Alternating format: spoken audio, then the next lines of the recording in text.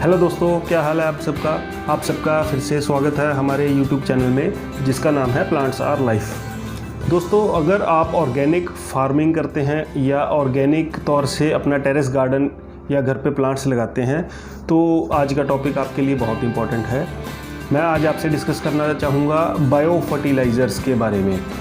दोस्तों, अक्सर हम ऑर्गेनिक गार्डनिंग की जब बात करते हैं तो उसमें हम वर्मी कंपोस्ट हो गई या गोबर की खाद हो गई, ऐसी चीज़ें तो अक्सर याद रखते हैं। बट क्या आप जानते हैं कि ऐसे भी बहुत सारे माइक्रो ऑर्गेनिज़म्स हैं जो कि हमारे को फर्टिलाइज़र की तरह से मदद करते हैं। दोस्तों, आज हम ऐसे ही कुछ माइक्रो ऑर्गेनिज़म्स के बारे में डिस्कस करेंगे। चलिए शुरू करते हैं।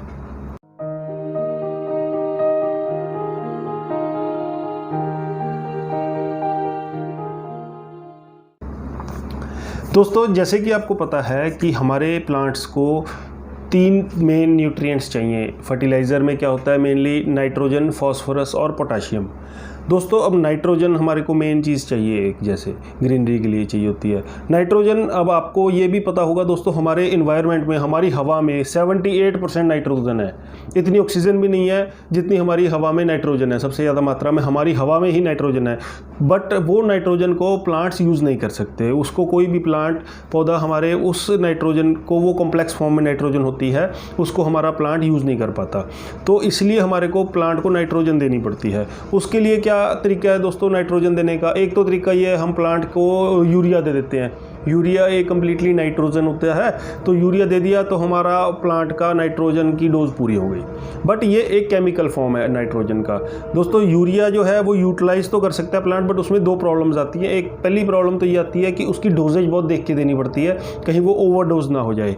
और दूसरी बात, यूरिया देने से एक प्रॉब्लम ये, सेकेंड बात ये है कि हमने जितनी यूरिया दे दी, अगर उतनी यूरिया ख़त्म हो गई, उसके बाद हमारी सप्लाई ख़त्म हो गई यूरिया की, तो इसलिए हमें वो दोबारा देनी पड़ेगी, 3rd टाइम देनी पड़ेगी। मतलब ऐसा नहीं है कि परमानेंट कोई सोर्स बन गया हमारे प्लांट के लिए। दोस्तों, इसलिए मैं आज आपको डिस्कस करना चाहूँगा, जैसे कि ये है एक अज़ेटोबैक्टर है, ये है बायो फर्टिलाइज़र। ये हम अगर अपने प्लांट्स में, अपनी रूट्स में देते हैं तो ये ऐसे बैक्टीरिया हैं जो कि N2, जो कि कॉम्प्लेक्स नाइट्रोजन हमारी हवा में है, उसको तोड़ देंगे। उसको ये ऐसा बना देंगे जिसको प्लांट हमारा रूट्स के थ्रू दे सके, अब्जॉर्ब कर सके। वो इसको नाइट्रोजन फिक्सेशन का कहते हैं। इस चीज़ को नाइट्रोजन फिक्सेशन बोला जाता है कि वो हमारे हवा में जो नाइट्रोजन है उसको ये कॉम्प्लेक्स मॉलिक्यूल्स की बजाय उसको ऐसा बना देंगे कि वो हमारा प्लांट यूज़ कर सके। और दोस्तों, इन माइक्रो ऑर्गेनिजम्स को ऐसा करने से क्या मिलता है? तो दोस्तों, ये जब हम अपने प्लांट्स की नीचे सॉइल में डाल देते हैं तो उससे क्या होगा कि हमारे सॉइल में ये हमेशा काम करते रहेंगे। तो ये हमारे सॉइल में अज़ेटोबैक्टर जो बैक्टीरिया है, ये हमेशा नाइट्रोजन प्लांट को प्रोवाइड करते रहेंगे और बदले में इन अज़ेटोबैक्टर को घर मिल जाएगा रहने का, जो कि हमारा सॉइल है, जो हमारे रूट्स हैं, ये वहाँ पर अपना घर बना लेंगे। तो बैक्टीरिया को क्या मिला? रहने की जगह मिल गई। और प्लांट को क्या मिला? परमानेंट सोर्स ऑफ नाइट्रोजन मिला। देखो कितना अच्छा सिस्टम है दोस्तों कि हमारे एक बार ये डाला हमने और बहुत सस्ता आता है ये, तो ऐसा बैक्टीरिया है जिससे हमारे प्लांट्स का परमानेंट सोर्स ऑफ नाइट्रोजन मिल गया। दोस्तों, ऐसा ही और बैक्टीरियाज होते हैं जो कि हमारे फॉस्फोरस और पोटाशियम के लिए भी काम करते हैं। दोस्तों, फॉस्फोरस और पोटाशियम हमारे सॉइल में पहले भी बहुत सारा पड़ा रहता है, क्योंकि हम लोग केमिकल्स, वो NPK, DAP, ये चीज़ें डालते रहते हैं। तो हमारे सॉइल में ऑलरेडी बहुत सारा फॉस्फोरस और पोटाशियम ऐसा पड़ा रहता है जो कि हमारे सॉइल को हम यूज़ नहीं कर पाते। वो भी कॉम्प्लेक्स मॉलिक्यूल्स में पड़ा रहता है, वो हम यूज़ नहीं कर पाते। तो ऐसे बैक्टीरियाज होते हैं जो कि उस कॉम्प्लेक्स, जो हमारा फॉस्फोरस और पोटाशियम सॉइल में ऑलरेडी पड़ा है, उसको ब्रेकअप कर देंगे और वो यूजेबल बना देंगे उसको, फॉर्म को। और दोस्तों, मज़े वाली बात यह है कि हमारे साइंटिस्ट ने ऐसे तीनों बैक्टीरियाज निकाले हैं जो कि ये तीनों काम कर सकते हैं, नाइट्रोजन, फॉस्फोरस और पोटाशियम की हमारी कमी को पूरा कर सकते हैं। और इससे भी मज़े वाली बात यह है दोस्तों कि ये तीनों बैक्टीरिया आपस में एक दूसरे को नुकसान नहीं पहुंचाते। नहीं तो क्या होता है अक्सर कि हम अगर 3 तरह के बैक्टीरिया एक जगह पर डाल दें तो वो एक दूसरे को खा जाएंगे या एक दूसरे को मार देंगे।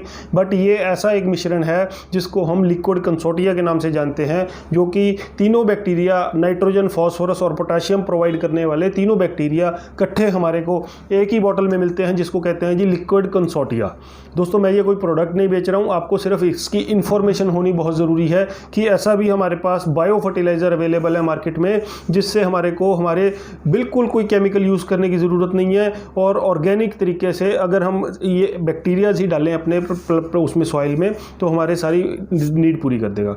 दोस्तों, दोस्तों अब ये बात आती है कि इसको हमने देना कैसे है।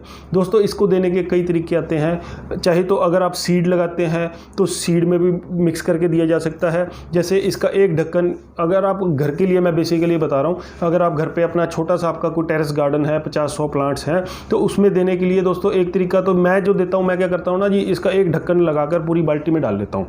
उसको एक ढक्कन को अगर पूरी बाल्टी में डाल लिया और उसको सारी रात पड़े रहने दीजिए या 2 दिन पड़े रहने दीजिए, उससे क्या होगा, वो पूरी बाल्टी में बैक्टीरिया मल्टीप्लाई हो जाएगा। उसके बाद उसका एक मग जो है 1-1 लीटर या आधा लीटर सब प्लांट्स में दे दीजिए।